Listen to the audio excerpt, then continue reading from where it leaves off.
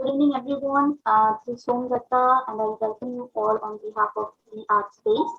Uh, as we all know that we are not going through a very happy time, and each of us is experiencing loss and grief in some way or the other. But I hope that today's session and this 1 hour that is to become, uh, we have some fresh air and enjoy this conversation together. So, and today it's also World Environment Day, and on this occasion, we'll be discussing the most ancient material that the artists have always enjoyed and loved working in, that is clay. And so today's session is part of our online exhibition that is going on Dhi Artspace's website. It's called on of Fire and Art, and we have the exhibition link in the chat box. If you haven't seen the exhibition yet, you can go and visit the exhibition there. So we have today with us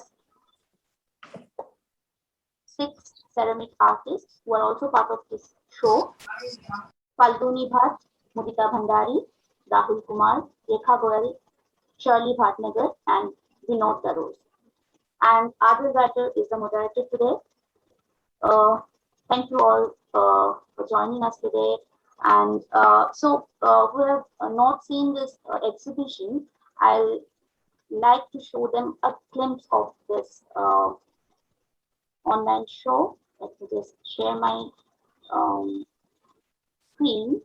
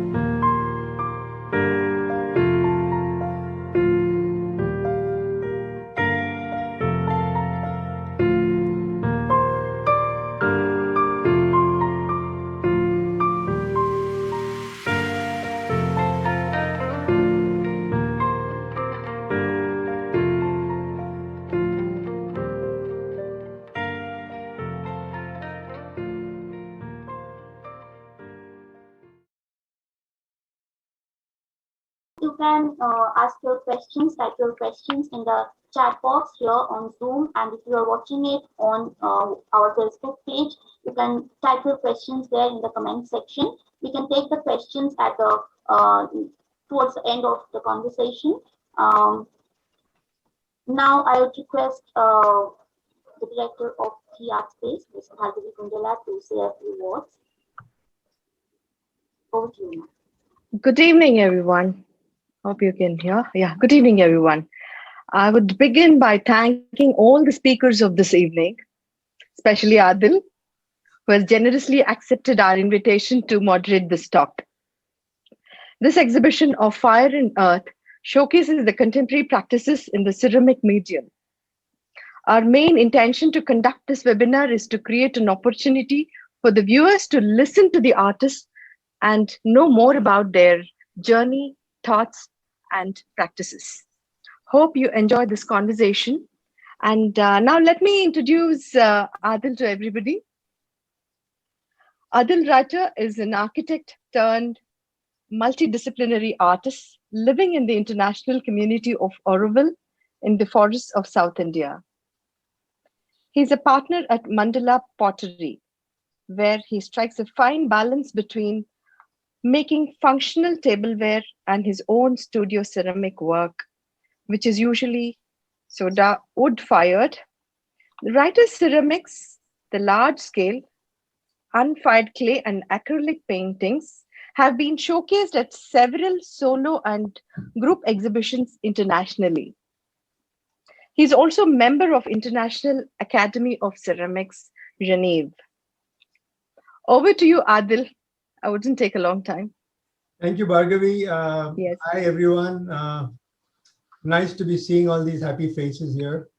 We are going through some tough times, and I was just asking Bhargavi how a show like this has actually come up at a time like this, and it's a good thing it has. Yes. And I'm so proud of it. yeah, exactly. And so today, the main thing everybody should know is that if I'm moderating, I don't want it to be like a question and answer. I might throw some questions at people that they might feel they're being grilled, but everybody in the forum is welcome to jump in at any time, put up your hand and speak, and it has to be interactive.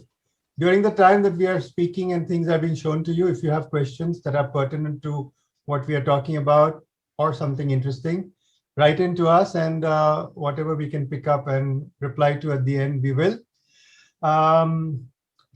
Somewhere towards the latter half of the talk, all the artists are going to get about a minute.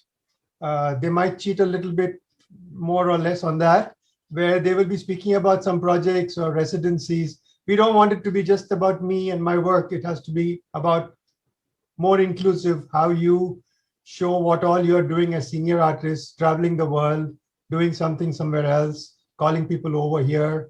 So it has to be more of that. So if that's okay, I can start by introducing the artists on the forum today. First, as per my papers here, Vinod Daroz.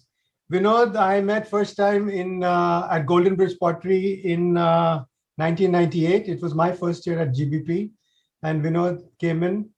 And since then, I've known him and his work. He's done his BFA and MFA at Baroda's MS University in Sculpture.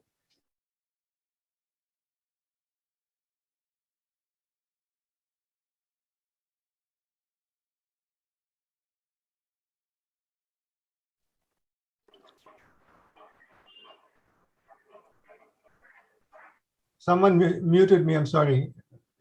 Yes, can you please unmute yourself? I have to mute everyone because there are some people who are not unmuting themselves, so I just muted all of them. All right, so you all heard about Vinod, right? Okay. Yes. All right. Next artist is Falguni Bhatt from Calcutta. Falguni calls herself an unconventional visual artist. Like Vinod, she also has a BFA and MFA in sculpture from MS University, Baroda. And recently, Falguni has launched the ICAF, the Indian Ceramic Art Foundation, which is kind of tying up ceramic artists in the country. And we will ask her to give a little bit about it later in the talk. Yeah. Next, we have Rahul Kumar from New Delhi, MBA Ghaziabad, Master of Arts in Dallas, University of Dallas. The Fulbright scholarship to study arts took him to the US. Rahul is also a very prolific writer on ceramics, which is a rarity in our country. He writes for publications, he spreads the word, and we will ask him later to be talking about this too.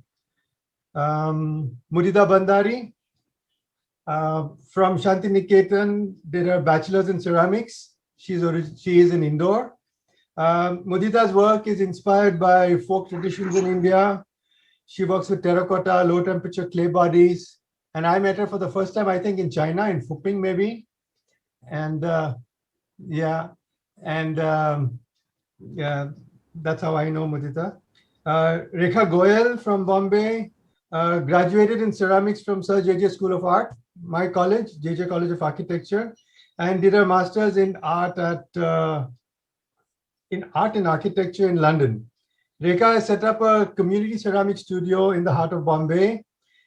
She makes clay work accessible to local communities, which is something that I like, and that's what we also try to do here. Shirley Bhatnagar. Shirley's work was adjacent to mine at the Indian Ceramic Triennale in Jaipur, which is when I met her first. Her work was terribly beautiful and extremely distracting for me. I was trying to set up my pieces, but I kept looking at her work. So that was my introduction to Shirley.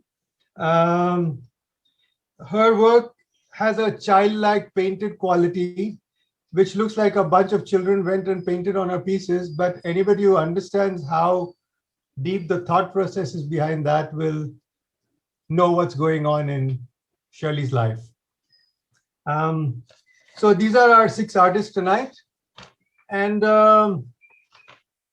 like I said, we just want to make it into a conversation. I don't want to be talking too much. I've already said too much. Let me throw this open. Maybe it's a good time for Shirley to tell us, because this show that you all are having in Hyderabad is a specific ceramic show. And there, many times people tell us, why do you guys call yourselves ceramic artists? Why don't you call yourself an artist or an artist who works with clay as a medium? I think Shirley has something to say in that. Rahul, jump in if you want to. Floor is yours. You need, yeah, Shirley. Hi, Adil. Thank you for the introduction. And so to answer the question, the same question was asked at a symposium that Madhavi had organized in Delhi many years ago. And Jacques Kaufman, if you can introduce Jacques, who Jacques is. Jacques is world famous. Don't worry, carry on. Yes, okay. So Jacques, at the end of his lecture, somebody posed this question to him, that why do ceramic artists call themselves ceramic artists and not just artists? And I was in the audience and I was thinking, oh, what a silly question. But when Jacques answered it, I was quite amazed, and it kind of made me look at my own medium in a very new light. Like, his answer really resonated with me. So I'll try to summarize as quickly as I can, because this was a long answer. And I ended up recording what Jacques said. And I played his recording to many students, and it's very important. His answer is very important to me. So he begins Shirley, sorry to interrupt. Somebody in the chat saying Jacques is online. That's wonderful. Maybe Jacques. Hi. Jacques wrote to me that he may not be online. But someone in the chat says he's online. Sorry. That's good. That's good. Happy to have you here, Jacques. Yeah, I'll try to do justice to his answer. I'm trying to compress what he said. So Jacques said, he began with the fact, he said that the fact that we work with clay, he's saying it's the activity of working with clay is embedded in us. And as proof, it started about 30,000 years ago, with the little fertility mother goddesses. And then he says that after something like 1,000 years ago, after, the vessels appeared. And the vessels appeared, they basically appeared to fulfill the need of daily life, like objects appeared after the figurines. And then something like 9,000 to 8,000 years later, bricks appeared. And bricks basically fulfilled the need for habitat where we live. So he's saying this, he's comparing these 3 things like a giant tree. And he says that the first creation, which is 30,000 years old, was led to sculpture and is dedicated to fulfilling our spiritual needs. The second route became the route for design, everyday objects, vessels. And the third branch became the route for architecture. And we are all part of this big chain. And we may not know, we may not be aware of this history of this big chain, but we have this deposit of this heritage in us. And then he goes on to say that ceramics is like a jealous material, which means that if you don't practice it every day, you lose the touch. And he talks about the fact that, at that some point in history, in Europe somewhere, people started equating thinking to skill. And, but he says that thinking is clean. It's not the hand in mud. It's not the body in motion. And he says that this kind of comparison kind of led to people equating ceramics as craft and painting as something as fine arts. But he says that when you become aware of this chain, this history, because of the history, you're basically attached to the medium in ways that you don't understand. You may not understand. So I hope I answered that. Sure. Rahul? Yeah. So in my mind, I think it's quite non-important to be talking about the medium, deciding whether it's a work of art or not. I think what's important is what you do with it should be either taken as a work of art or not. Because when someone 15 years back used a bunch of stainless steel utensils and slapped them together and became probably the most recognizable name from India internationally in contemporary art space, we didn't say stainless steel is not art, right? So in my mind, I think it's not about clay being taken as being able to make works of art or craft. A sculptor uses wood to create works of art, but when he slaps, 4 pieces together and an object that you can sit on, it becomes design, it becomes functional, and that's probably separated from art. So in my mind, I think it's an argument which is based on this medium specificity, which is quite unnecessary. All right, fair enough. Diametrically opposite views here. One wanting to be called a ceramic artist and one saying, I'm an artist, I'm doing what I have to do. Fair enough. I would like to bring Vinod into this talk. Vinod, you are possibly one of the most famous international faces in the scene of attending workshops and seminars and conducting and going out for residencies all over the world. There is always this talk from youngsters about how does that help you with what you make, with the kind of exposure that you get, and how does one actually get into that gully to get invited? Because we all know it's a chain reaction. You go to one place, somebody sees you there, invites you somewhere else. So can you talk about that, please? I agree, because first the clay journey started, international clay journey started from 2012. Madhur Sen, she's a ceramic artist from Delhi. She invited ceramic artists to Baroda at Uttarayan Art Center. So that time many international artists came here and they wanted some Indian artists too. So I was a part of this symposium. I met so many people in that symposium. So luckily everybody liked my work, and every artist, they have their own organization in their country, and or they attach to any other organizations. So they suggested my name. So then I'm traveling here. Every time I'm getting invitations from different countries, I'm traveling here and there. So participating in a residency or symposiums, it's very good for me. I'm getting, I'm learning so many things. I'm sharing ideas with them, and looking clay in a different way. Some people have a different way, and so what I'm looking here, totally sometimes it changes, and it's like every day I'm learning something. So after 20+ year experience, I can't say I know everything in ceramics. So it's good for me. Yeah. So learning everything, learning every day something. Yeah. So basically, it's also what happens when Indian artists go abroad and foreign artists come to India. There's always that interaction. And so many times, initially, like 15 years ago, I was asked, we didn't even know that you guys make pots in India. And then when you tell them about Golden Bridge and Delhi Blue and all these different centers in India, when visitors in those days used to come to India, and they'll end up in Oroville, they have no clue that they're going to be blasted with so much ceramics that they're completely floored.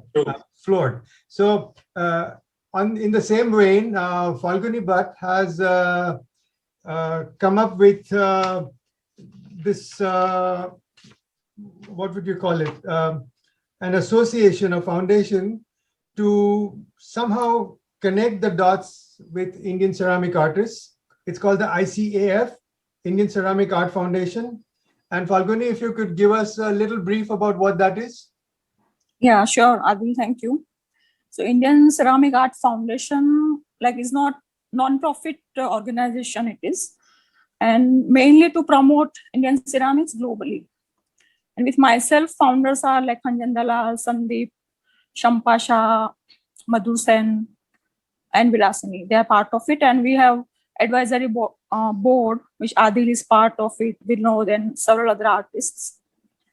So main idea is it is decentralized, non-biased organization, what we are planning to do, and that is dedicated to doing a lot of exhibitions, workshops, exchange programs, symposiums, etc. And it's more to encourage not only contemporary ceramic art or artists and also traditional potters, to narrow the bridge between ceramic contemporary artists and potters. And we launched a website called ikf.org.in. You can check for more info. And there will be also biannual magazines. Every year we will planning to publish 2. So hope we are planning the first one and by this year end. So that is the plan. Okay. Yeah. Good. It's a good start. Yes. So on a more macro level, we have Rekha Goyal, who works with what would you call it? Community studios, working with not just ceramic artists, bringing more people into the fold and how clay works for them. Rekha, could you tell us a bit about that? So the idea of the community studio is to have teaching formats designed in such a way that it becomes accessible to all kinds of people, and especially to people who come from a non-art background. I got this idea because I myself studied ceramics in art school. So we did a foundation year before we started specializing in ceramics. So because we had already done the foundation year, we were taught ceramics in a particular manner. Now, clay is a very non-intimidating material, and I really think that it is a material for everybody because it's so therapeutic and so playful. I really think that it's a material for everybody. So my idea was to design the teaching format in such a way that people can actually learn it and it becomes accessible to them, it becomes fun, and it's not intimidating. Okay. And during times like this, when the world has shut down, maybe Mudita can tell us how she was coping with the last, 1.5 years of the world shutting down in a way. And if anybody else has something to add to that, because everybody has a story about the pandemic and what they were doing. So please, Mudita. So it so happened just as the pandemic started, just before that, I used to have a studio in my house, and we happened to sell the house, make a new one. So in the meantime, I kind of shifted to a flat. And so for that period of time, I had a balcony to work from. That was my studio, and the kiln was at a friend's place. So obviously locked up, it was very difficult. And I didn't stock up clay. Earlier, I used to make clay myself in my studio. So there was no clay, there was no kiln, there was nothing. And I was like, okay, now what? So there was definitely some paper pulp, things like a little bit of cement lying around, some wire lying around, copper wire and things like that. So I started taking up, pulling out old works that I didn't relate to, things that were fired, but, they were just kept somewhere and I couldn't relate to that particular form. And I started rethinking those forms along with different materials.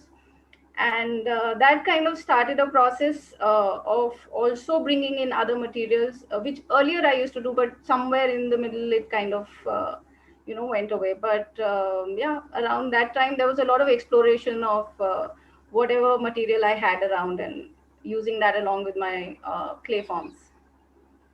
Okay. So from being a ceramic artist, you became a multidisciplinary artist in lockdown, right?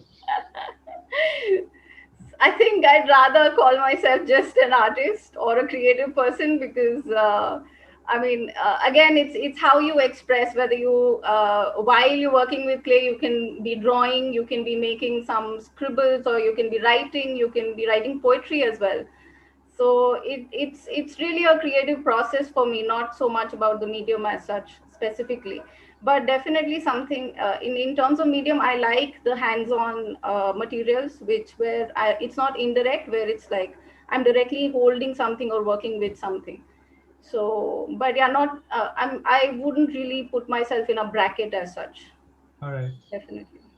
Okay. I think we've spoken a lot. I want to see some photos. Okay. So Somdata will guide us through photographs that individual artists have sent us. And I was specific about not wanting to show everybody's individual work. I want it to be a wider format, larger canvas. So more or less a minute. We have a lot of time, so it's okay. Somdata will be scrolling some images for us, and the artists who feature will start talking about whatever they want to show in their 1 minute. So we start with Falguni.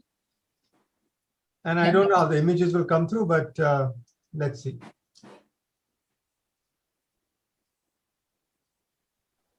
Falguni, you can start talking about the residencies that you were talking about in the pictures. Yeah, so these photos I took when I was visiting Jingdezhen in 2019. And I found this big pot factory really fascinating because it was like I never seen before like this. So I wanted to share these photos. And I have also visited this dragon kiln, which is 60-meter long. And it is the oldest kiln in the China. And I was lucky to meet the potter also. He was really aged and still he was working himself, and he was doing the loading when I visited him. And they do one firing in a year. Where was this in China? Where was the dragon kiln? It was near Jingdezhen, outside the Jingdezhen. I put the name of that kiln in that slideshow. I can't see any slides though. Yeah, we are waiting for the images. Okay. It's around 1 hour from Jingdezhen. Okay. I don't remember the area name, but yeah. Yeah, when we went to Phuping, then a few of us went down to Jingdezhen.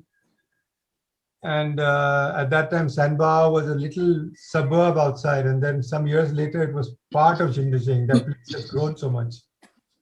Even in they have this sculpture factory and one can do, and they have a public kiln also. Okay, Falguni, you're good. You're on. Yeah. Yeah. So your minute starts now. Don't worry. I have told everything what I needed to tell. Okay. Yeah, so this factory I visited, it is called Big Pots Factory. Like there was no name, but they called it like this. Explains it, yes. Yeah. And in the same factory, they also do this Chinese painting. This is electric fired? Gas fired? No, gas fired. Gas fired. Gas fired, yes. This is all porcelain, right? Yes. And so the porcelain they use in Jingdezhen, is this naturally available like terracotta here, or they actually process it? And is it a body or is it clay? I think, say, is it sometimes they process it also, and you can get also like raw porcelain. And they have like lots of shops, and you can just go and buy clay and glazes. Like Yeah. Okay. Yeah. Thanks. Incredible. When you see these large pots, you don't know where to look. It's crazy. So this is the kiln I was talking about. It's a dragon kiln, and it's the 64 meters long. Yeah. And the next day they were doing the firing. So, yeah, Adil. So this is still in operation. So how many days did it take to load it? Do you know? And how many days do they fire it? Loading. What I heard is like they don't do the full kiln loading nowadays. They block it. They they block it.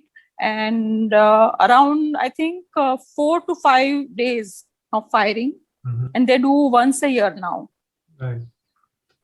And earlier they used to make more like big pots for water. Yeah, and he's the potter. Yeah. And they use a lot of saggers, because if they've got painted work, then it needs to be protected from the flame.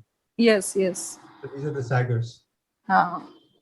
It was in a like mountain area, so it was really good, like outside of Jingdazen. Yeah. Yeah.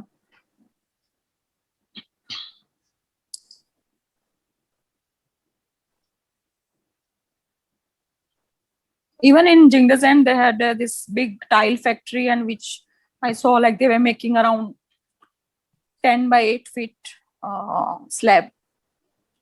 Seeing the wood on the seeing the wood on the side, Rahul, we are going to talk to you about carbon footprint and stuff, but after the 1 minute. Remind me. Okay, Absolutely. Next we have Mudita. Mudita, what are you showing us? Yeah, so I'll be talking about two distinctly different residencies that I'd been to. There is one which is that was in a remote village called Gunair. And basically it was an multidisciplinary residency where people from different fields came in and they had a project. And we were, of course, supposed to bring in the villagers also and work with them and with whatever was available in the village.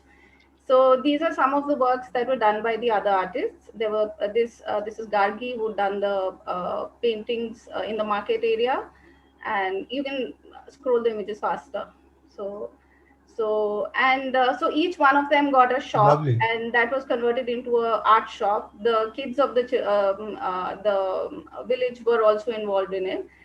This was my project, and so basically it was, for me, it was personally coming back to the basics, like bringing the clay from the mountains and making it, and then starting to make a kiln and then fire it. There was no ceramic infrastructure as such.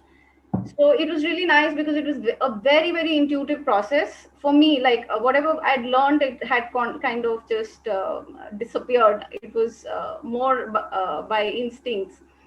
And what was really nice was the interaction and the conversations that we had with the other artists from and the villagers, of course. What is this beautiful gallery? Yeah, these were the steps basically. So I think the really interesting part was how the villagers related to it, because there was no understanding of art as such over there, like in terms of conceptual art. And this was the final finale when this was like the closing ceremony. So the villagers from around the area also kind of came up, and then we had a dance festival and things like that. You danced on stage? I didn't. The villagers did. The girls from the village. So, and yeah, I mean, it was like so this is the time when the entire area kind of waited ki mela hoga karke, and they would come and they would look at all the things, they would speak to the artists and everything. So, okay, we can go to the next one. This was Latvia, totally different. It was, there's this little studio right in the middle of completely abandoned buildings, which were used as military space also. During the World War. So it was really a very surreal experience, because it almost felt like, the history of that space kind of felt very tangible. So we can move to the next slides faster. So we kind of got into one of these abandoned buildings and found all these things around. So Again, two very, very different kind of spaces, different experiences. This was, we had many discussions about, studios around the world. There were different artists from different countries and the way they worked. It was a very well furnished studio with really good fancy kilns. And yeah, so there was one where it was, going completely into the basics, and there was another which you had everything you asked for, like, they would just kind of bring it to you, kind of a thing.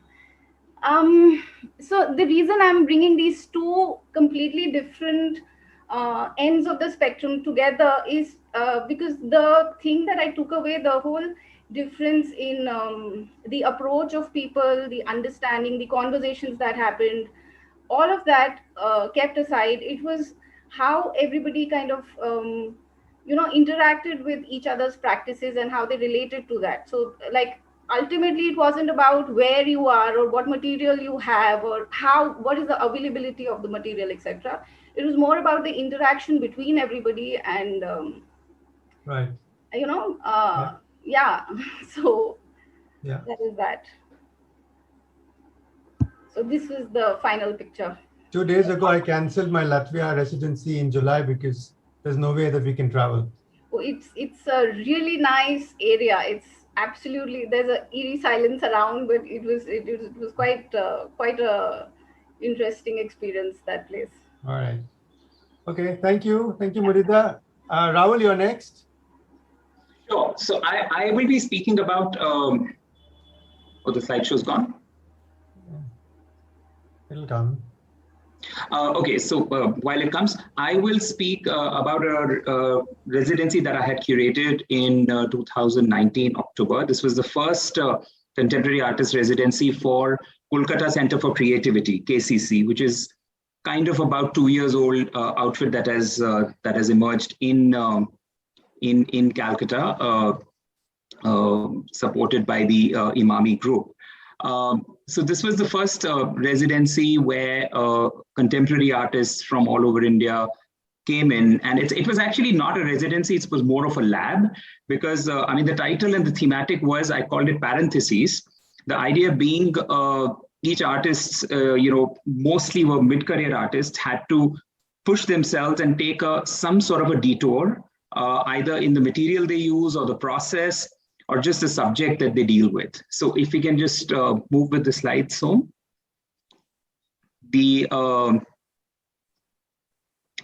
so that's all of us at Kolkata Center for Creativity. I was trying hard to get one image where everyone was there, but we can keep going. What year was this? This was 2019 in October, and we all were put up in this very beautiful apartment, which is owned by the promoter group. And literally the conversations would go on till about 1 o'clock in the night. We learned to make paper. That is one of the things that we started off with. So literally, learned the entire process of making paper, and came out of absolutely nowhere. There were, not everybody was even paper artists. Next slide, please. And we were put up in this center, which was, KCC itself, which is in an industrial area, quasi-industrial area. So each of us were trying to do something slightly different, like I said, and there was a lot of cross-pollination of sorts. Keep moving. We obviously went around the Calcutta city, extremely potent, very exciting to just, this is the area where they make the Durga goddesses.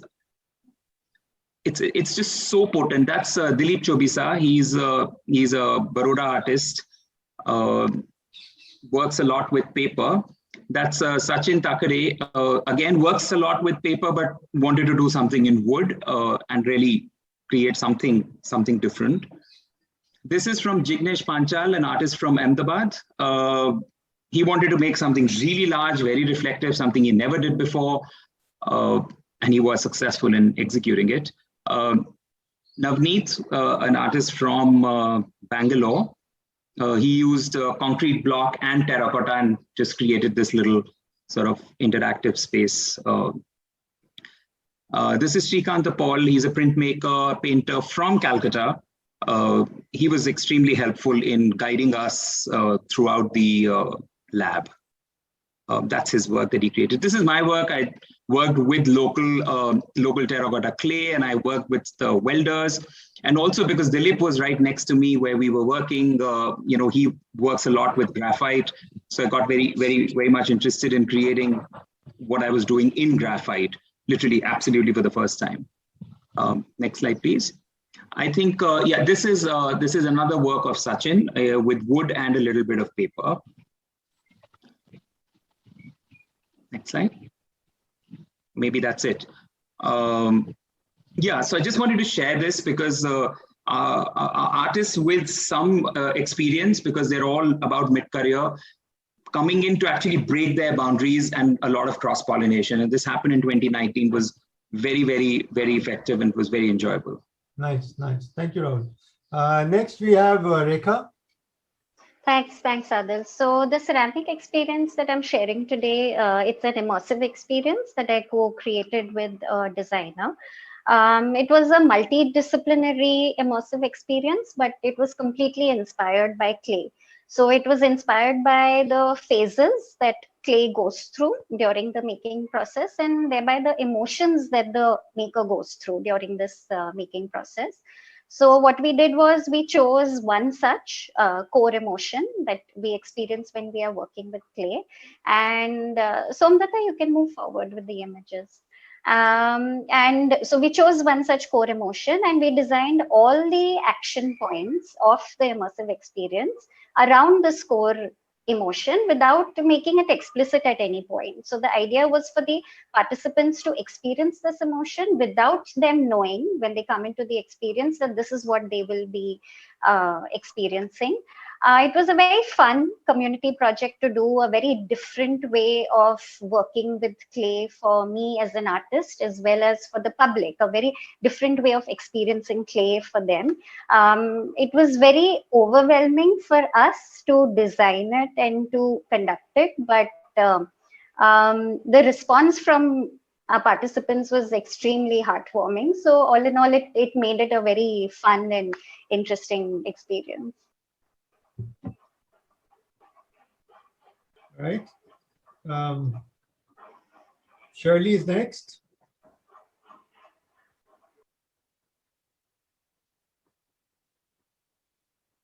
Shirley, you need to unmute. Yes. So, Adil, since you can share the images as they are playing, but I was also just going through my drive, and perhaps because I don't have so many images, perhaps I could just share a few images from Stoke in 2019. Not my work, but a point of view. All right. But we'll go through these images. Tell us what this is. Okay, so the first two images are the work that was created in 2019 as the work that I created as an exchange artist for between Indian Ceramics Triennale and the British Ceramics Biennial. So these are glimpses from that. And so these works are kind of mimicking a style of pottery in Stoke called flat pats, which, where the figures are very flat and they depict like a scene. And they kind of, sometimes they depicted actual, like celebrities of that time. So I kind of took off from that. This is just older work. The work that I create infused with human detail. So this work is from 2015. You make your own cabinets? You get them made? I get them made, yes. I designed these so that you could see the characters all across, rather than a regular pedestal. Mm-hmm. This work is created in a residency in Japan, where I really work with porcelain full on. And where was this? This was it's in a place called Arita Saga, in the southernmost island in Japan, Kyushu. The best porcelain in town, no? It's the porcelain town, that's right. Yes. It's the birthplace of porcelain. The Japanese consider it a birthplace of porcelain. But so I'm also attracted to factories. because, my course is industrial ceramics. So I'm interested in small objects and factories and mass production, though I don't do that. But there's a part of me which is very interested in these spaces, say versus like Achibray or another place in Japan, which is at Shigaraki, where everyone goes to. Yeah. I wanted to go to an industrial town because somewhere, I'm interested in that actually. Okay. So Mudita, we need to keep moving, please. Is my 1 minute up? So then I don't need to share the other pictures from Stoke. No, we can go quickly through. Okay. Yeah. So also in Arita, this is a collaborative project I did with a filmmaker friend, Pallavi Arora, a film that we created last year during the pandemic on Indus Valley pottery. So you made these pieces inspired by images of early work? Yes. Okay. Yeah. So these are images from the film and, the pots that we created and shot and put in the film. So maybe you can work this out in the background with Somdata, and we will move to Vinod. We'd like to see what you've done at Stoke. So if you not my work, like others were showing other things, but in this time. Sure. Okay, Vinod. Unmute. Yes. Okay. Can you hear me? Yeah. Yes. This is my first international camp in Baroda. So from there, my clay traveling, clay journey started. So this is the group. They came from China and other countries. Next, and after that, I went to Korea. Did a wood firing symposium. It's called Naborigama Kiln, I think. Mm-hmm. So multi-chamber kiln. Then I went to Turkey. It's a seminar. I attended a seminar in Ege Art University. I can see Madhur there in the center of attraction. Yeah. Attention. And then I joined IAC in 2015. After that, 2016 in Bangkok, the symposium happened. Pim Sudhikam, she's a professor in Chulalongkorn University. She organized this symposium. There I met Jack Hoffman and Suk Park. So Jack suggested my name to a Liling residency. So the next show, next please. This is a Liling Museum. So it's a beautiful museum. They made, the idea came from bowls and vases. An Italian architect, they designed this museum. We were there for 1 month. So I worked with many artists, like Antonella was there, and we worked in a ceramic factory. So me and Antonella and Martina, we three of us worked in a ceramic factory. They make wine bottles. That's their major product. Okay. And this place is so very special for ceramics. It's called 5-color underglaze ceramics. Okay. So the painting, about how they do the painting. First they do glazing, then they do painting. Again they do glaze. It's like the design is like sandwiched, and they've fired these pieces at 1400 degrees Celsius. Everything looks slip cast, right? Yes. Right. Yes. And after that, the Liling Museum exhibition curated by Jim Wei. After 1 year, he called me and he offered me so he wanted to invite me for a residency in International Art Studio in Jingdezhen and traveling show in China, 3 major cities. So I said, okay, I'll come because I'm introducing myself on Indian ceramics in China. So I was there for a month. I was clear what I'm going to make there. So I'll just have 1 month time because I got a 1 month visa only. So in 1 month, luckily, there was nobody in the studio. So I used to work almost 20 hours a day. So produce a lot of work. So this show is like, so 1 curator, 1 artist, 1 month work, 1 solo show, and 1 collector came, he bought entire show on the first day. So Congratulations. He promised that he's exhibiting in a different city, because the reason why I was there in China. So he's doing that. He already shown into 2 major cities. Last year is supposed to happen in Shanghai, but because of COVID, it got postponed. So this is a hill where I work. These are all auto-controlled, so we don't need to do a firing, because there is a firing master is there. So we just need to load, they do the firing for you.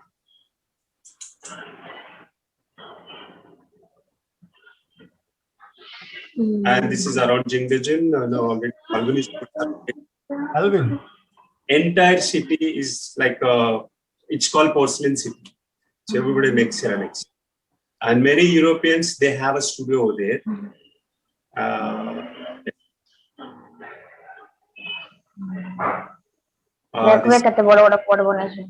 Exhibition. Who is that? Somebody needs to be muted, please. This is my exhibition. Lovely. Thank you. Thank you. Thank you, everyone. Lots of pictures and lots of inspiration. So when we were looking at the dragon kiln in that picture, and there was all the wood pile on the side, it reminded me of this thing that Rahul was speaking about earlier, about the carbon footprint of ceramics that people complain about compared to the carbon footprint of, let's say, checking your messages on WhatsApp. Right? Rahul, can you say something? Yes. So, I mean, I'm just quoting the research.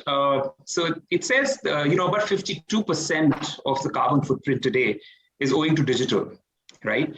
One may contest that, argue that, but it's definitely what needs to be accepted. It's very significant, right? They also say 65 emails, regular emails that you send out, which is probably what you do in a week, is equal to driving a regular car for 1 mile, right? So, I mean, all the limited point that I'm making is one T-shirt, a good T-shirt takes about 2,800 liters of water from growing the cotton to producing the final T-shirt and sending it. So all I'm trying to say is that, yes, we do burn gas and wood and fire in electric kilns, etc. But I think there is a lot of toxicity and pollution that gets, that is a byproduct even when you're throwing unused acrylic paint, if you were a painter, or just in your regular life. So I think, when you, for example, go to Auroville, the kind of lifestyle that you all lead, I think a lot of it gets balanced. Yes, we fire when we need to fire, but I think it's unfair to say that we are not environment friendly in that sense. So there's a lot of research done on that about wood firing and the smoke it causes and soda firing and stuff like that. But it is mostly from people who are ignorant of what research has been done, and just seeing a kiln firing with smoke and flames doesn't mean that. Okay, that's a whole new topic. That's good. Good point to speak on World Environment Day, though. Yes. What else? Can somebody pick up from here and say what different work you've been doing during the pandemic? I'm throwing this open now. I mean, I'm done with the direct questions. If somebody has something specific to talk about, please bring up. If you have some questions that are interesting, could you please send them over so we can talk about it?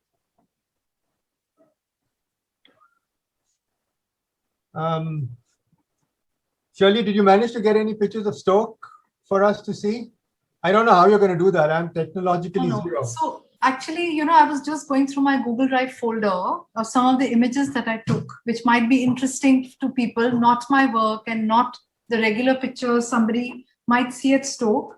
So like I said, I'm very interested in this industrial process. I studied that. Yes. So in my Google Drive, I found about 4 photographs from the 1800s, lithographs or recreated of how labor was before labor was outsourced to Asia. Now the Western world says no child labor. There are so many rules and regulation, fair trade. So it was, and Stoke, basically, it was so environmentally damaging that they just like offloaded it to Asia. Like overnight, I think in the 1980s, factories from Europe started shifting to Korea, parts of Korea and India. India has started ceramics. So before, it's almost 6:30. I just showed these 2-3 images. Maybe people might find it interesting. How will you show them? I'm interested in doing that. Share screen. Okay. So I'll just share screen. It's disabled. Oh, so forget it. I'm not in charge. I'm sorry. Vinod, there's a question that's come up for you. It says Vinod is originally from Hyderabad, from a family of goldsmiths. Is that Yes. why he uses gold so lavishly in his work? हमने नहीं बोला. Okay. It sells better. It sells better. My family, me and my wife, we don't like gold at all, but I like using in my work. So I'm seeing gold from my childhood. Yeah, maybe that's a reason. Okay. Guys, we need some interesting questions. Come on. And anybody else here want to say something? Falguni, you've been very quiet.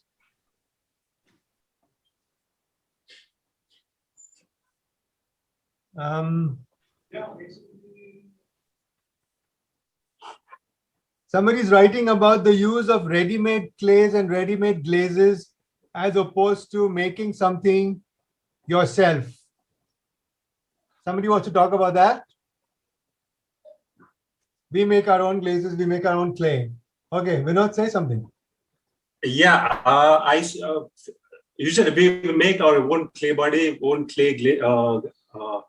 clay body and glazes. Right now, there's so many people, they're selling ready-made glazes in India. And even I'm trying them, they're very beautiful. 10 years back, so for clay and everything, we need to, making clay, but we need a storage space. So many people, they don't have, they want to have a small studio in their house and there is no storage space. And now many people are importing clay from different countries and they're selling here. And you can just buy ready-made clay and just use it. And it's easy for storage also, it's very easy. And even the glazes are very beautiful. Yes. No, I guess if somebody is specializing in it, let them spend time and energy doing that. Yes. I just want to offer a comment here, Adil, may I? Yeah, please. Real quick. So, see, in my mind, what Vinod said is absolutely correct. I mean, it's very difficult to make your own clay, so you end up buying clay. But as far as glazes is concerned, there was a time when I think the biggest secret that you would hold with your life was your glaze recipe, right? It was a time when we had very limited resources and everything, and people weren't sharing. Right. But now, again, going back to what Vinod says, there are so many people making fantastic glazes. They work well. So there's absolutely no harm buying them and using them, because I think the form and what you do with it is more important than just the glaze. And if that is the case, then it's as much as a painter buying paints from the market. God damn it. So what's the problem? Right. Nobody asks a painter why they're using paint from the store and not making their own paint. Seriously. Now it's so all the glazes are online, so just click whatever glaze you want and just test with your material. True. And it will never be the same. And I have no problem sharing recipes. That's so because of your material, you need to test, so the same glaze, if you are changing your material, you will get different results. Right. I'm seeing all these dignitaries as people who are listening to us, but nobody is sending us questions. Madhur, I'm seeing you right here. Shama, hi, I'm seeing you after many, many years. We also have with us a very eminent architect here, Yashwant Ramamurthy. I would also like him to say a few words because he's very inspiring as a person who looks and talks about aesthetics. Please. So I want him to say a few words. And I can also say Baby Suresh. I would want him also to say a few words. Everybody's very shy. Nobody's saying anything. I think you have to unmute yourself first, and then I think you have to. Yes. Adil, do you know Yashwant Ramamurthy? I am He's a very sorry. eminent, yes, he's a very eminent architect from Hyderabad. From And Hyderabad. yeah, Yeah, he's a I was telling wonderful, you in the morning, I haven't been to Hyderabad in 3 decades. yes, So yes, yes. Could you unmute yourself? Yes, yes. Right. yes, Can you yes, hear me right, now? yes, yes. So nice to be with all of you, and it's a wonderful seminar that we are having. Adil, I have something in common with you. I went to JJ too. All right. In long time before you. I am a fossil compared to you. But You have no idea, but it's okay. but today's seminar is very interesting because it's shown me the plasticity of a material that's the basic form of architecture as it was brought out in the discussion. And to me, the clay is something very organic, very beautiful. And I can see kind of shapes, forms, colors, and textures that all of us in our own work, in some way or the other, experience. So it's been a very eye-opening kind of discussion today. And I thank you for inviting me to be part of it. You have to be careful when an architect gets in touch with clay. Changes your life. And Vinod and I had a very interesting time about 2 years ago when we were on a design jury. Vinod, I don't know if you remember that. It was in Calcutta. And this was a jury of interior design, and the jurors were an interesting bunch of people. There were sculptors, ceramic artists, painters, interior designers, architects, all kinds of people. And we put our heads together and came up with the winning entries. And that was a really nice experience. Yes. So again, it kind of brings all designers under one umbrella, which is so important. And I think seminars like this go a long way in uniting all of us. Exactly. Thank you. Thank you. We have a question from Riaz. Hi, Riaz. Riaz is throwing this out to anyone who wants to say something. As a clay artist, rather than justifying and defending, how can we talk about how we can reduce our carbon footprint? Riaz is, of course, sitting in a beautiful Andretta Valley. Who's going to take that up? I can answer that as from a personal point of view, just in a single sentence. I just decided to make less work. And I decided this actually a while ago.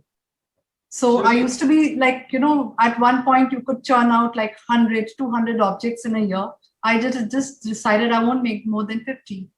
So it's a personal decision that I took a few years ago.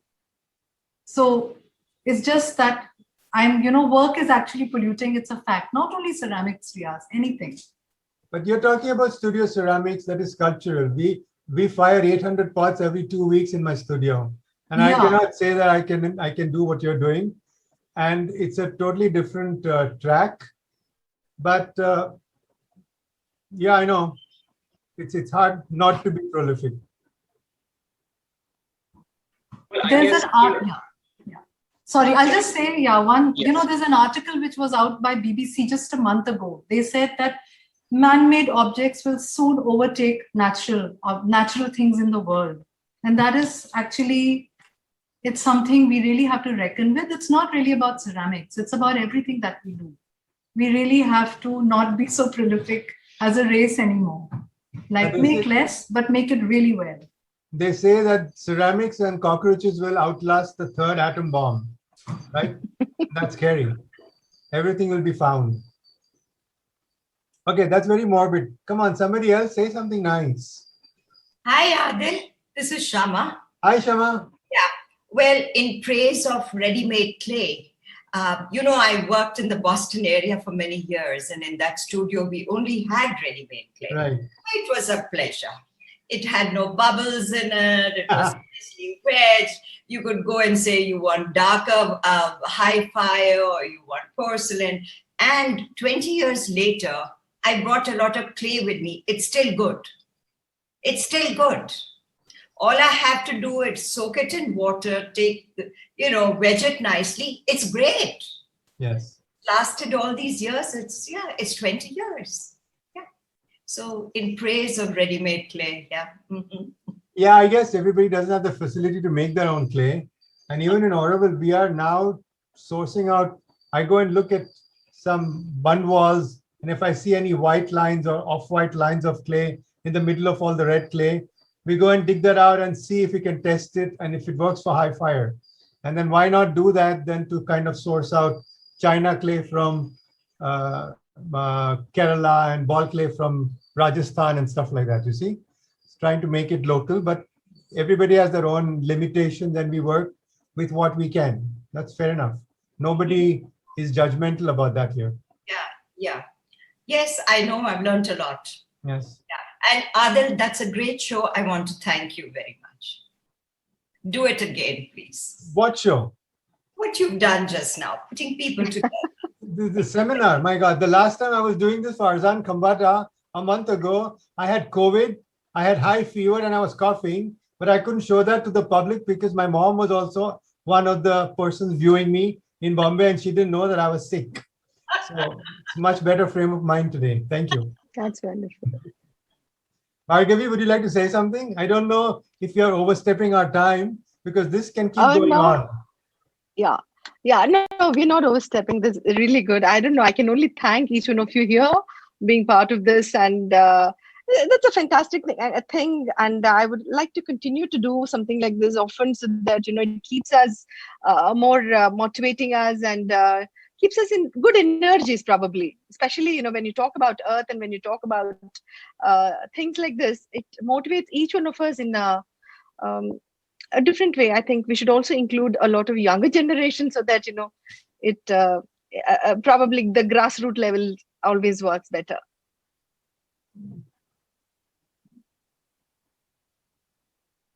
There's a question from Rekha Goyal. Why is it necessary to have a degree to be an artist? Bhargava told me she would only want ceramicists who have at least a master's degree in art. But I would love to hear an answer if she would respond.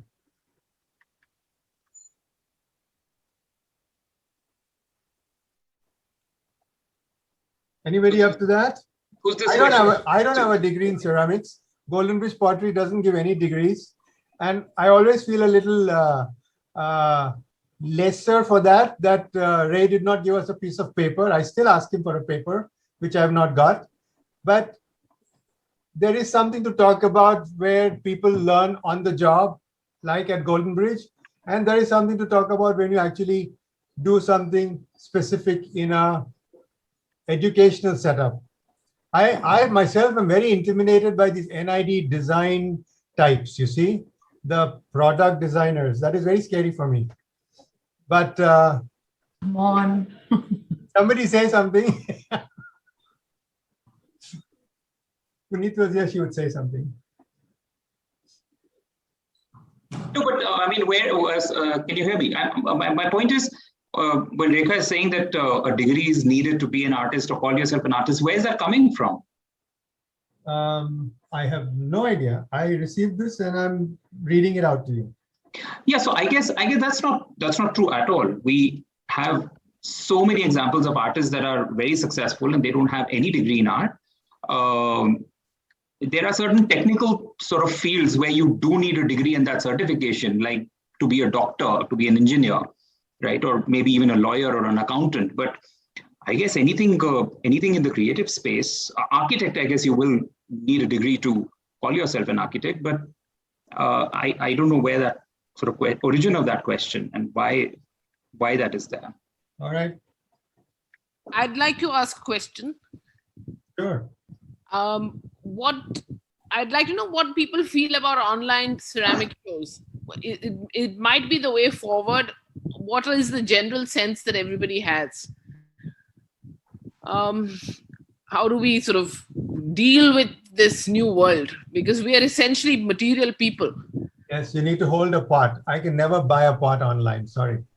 So I'd like to have some views on what people feel about the way forward and how we're going to negotiate this. I mean, we've been doing these Zoom things and there have been congresses and workshops, etc.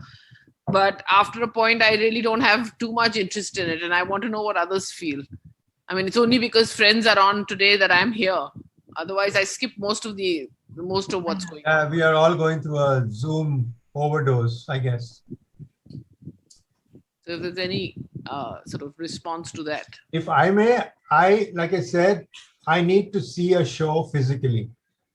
As many of you know, we have Table Manners 2 in the freezer at Art and Soul in Bombay, with several of you here online whose works are in boxes. And there's nothing we can do about it. We tried to push it up again this year, and 2 days later, there was another lockdown in Bombay.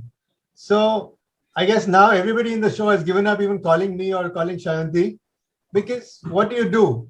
And a show called Table Manners, where you have everything on a table or on a wall talking about tableware, how can you try to sell anything online? I mean, you can see it, but you know how easy it is to make a picture look nice. And then how difficult it is for a person who's buying it, even if your resolution of your screen is showing something different, how do you know what you're buying and what you're seeing is what you're going to get? So for me, online does not work. Okay, it's nice to go through the gallery and see everything, but to physically pick up something, I would be terrified.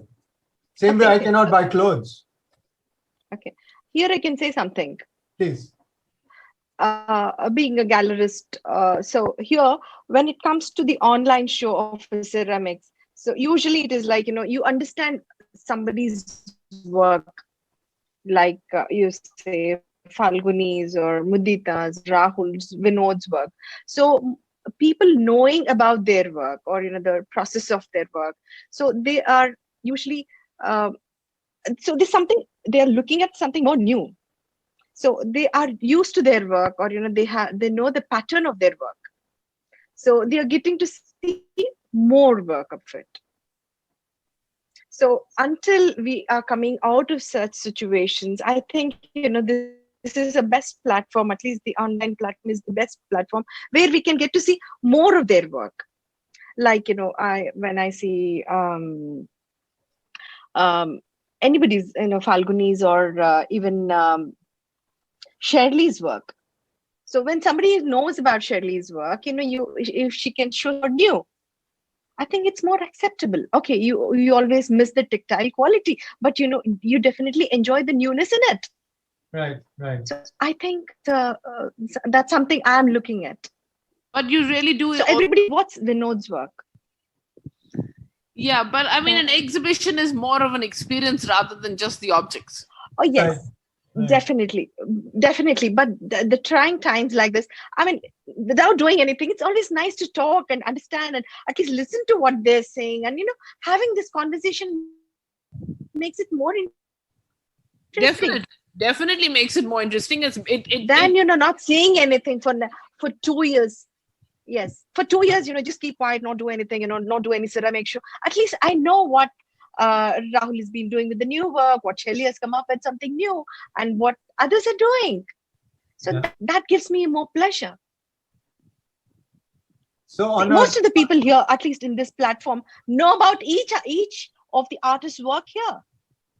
So on a touchy topic about galleries, Bhargavi, on a touchy topic on galleries, at a time like this when you have an online show, what happens to the sales and how does a gallery sustain itself for that? Yes. Do you know, in this particular show, I have so many people inquiries so far. So this so happens, and it takes.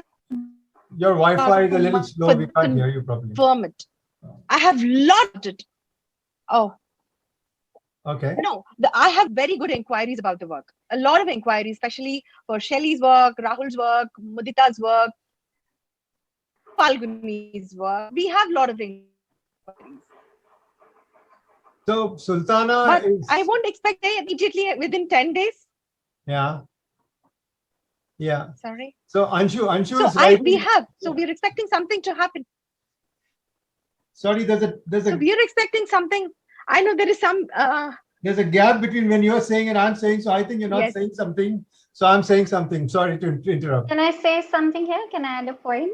Please. So please, Ray. Yeah. So So while an online show can definitely not replace the experience of an offline exhibition or show, or the fact that ceramic is such a tactile material, obviously online cannot replace that. But I think it's nice to have this online platform while we cannot be offline, because anyways all of us are so isolated right now that at least this way we are not isolated. And even though we are missing out on the tactility of the material, each of the artists is expressing a thought, a belief, an emotion, they're troubled, they're sad, whatever it is that the artist is expressing through their work, that will still come through. While the tactility may not come through, but at least whatever it is that the artist was going through while creating the work, that will definitely come through the image. And that way we are still connected at a time like this. And I think art in its own way is playing such an amazing role at a time like this. It's things are so chaotic around us, and it just, art kind of gives you that little bit of a reminder that our humane side is still very much there, and we are all connected to each other without being physically together. So I think it's great to have this online platform till we can go back to offline. Do you know how many messages I must have received and how many appreciation notes I must have received on this particular show? Because there are lots and lots of emails or messages I received where saying that it's very beautifully conceptualized, and they talking about one particular artist which they liked, and they started inquiring about it, and there was immense interest in people to understand about it. I appreciate that. I totally appreciate. Just not about, there's more 100%, happiness when you look at a physical form. But there is also a similar enthusiasm when you look at something new or an aesthetic value for a particular work. I mean, I totally enjoyed the whole show. No, I mean, definitely I didn't see the whole work, but I definitely enjoyed the whole show. I mean, a lot of appreciation flowed in. If I may stick in one last question before we probably wind up. There's an interesting one that's come, whoever wants to answer it, from Daniel Kitt, who says, I'd like to hear more on why ceramic work and art is a noble path and how it contributes to the grand scheme of things. I think there's a rhetoric in that, in a way, but maybe Bhargavi, you should say something.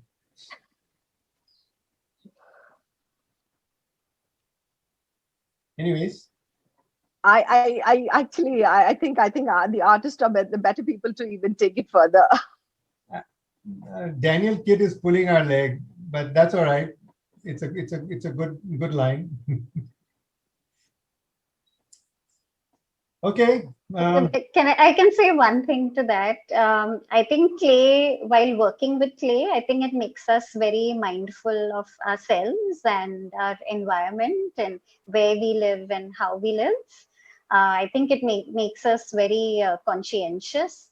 And I think that's the nice thing about working for clay, whether you do it as an artist or whether you just do it as somebody who wants to engage with clay. And I think that's the nice thing about clay. I think it makes us a little more mindful. All right. Sounds good. Bhargavi, over to you. Oh, I kind of, I mean, I think, are we done with the thing? Oh, it's almost 7 now. Yeah.